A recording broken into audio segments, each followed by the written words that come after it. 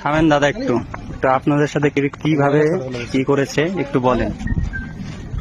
মুসলিমরা আপনাদের সাথে কিভাবে অত্যাচার করেছে একটু বলেন।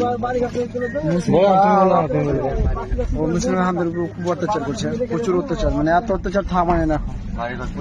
বাড়ি ঘর সব পুড়িয়ে দিয়েছে, আগুন লেগে দিয়েছে। যে কেউ একটু করছে আর শক্তিশালী দেখা দিয়েছে, ওরা মারধর করে কাটে ফেল দিচ্ছে। পুলিশ প্রশাসন আসছে, মাঝে মধ্যে একটু পালিয়ে যাচ্ছে। পুলিশ সবাইকে তাড়িয়ে দিচ্ছে, বাড়ি ঘর সব আগুন লাগিয়ে পুড়িয়ে দিয়েছে। কিছু নাই, বাড়ি ঘর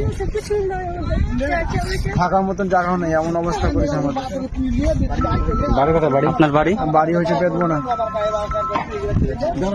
আপনারা বসেন, ঠিক আছে।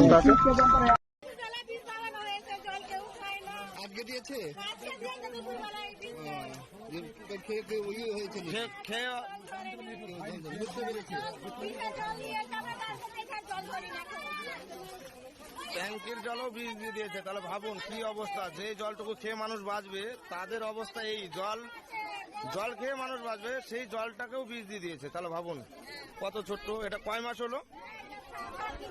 হ্যাঁ, 5-6 দিন হলো। তার অবস্থা এই। আজকে তার সেই বাচ্চাটার ঘর ছাড়তে হলো। ঠিক আছে, এই বাচ্চাটার কি অপরাধ?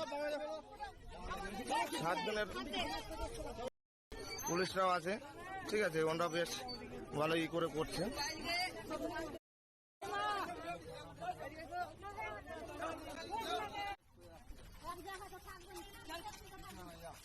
যান।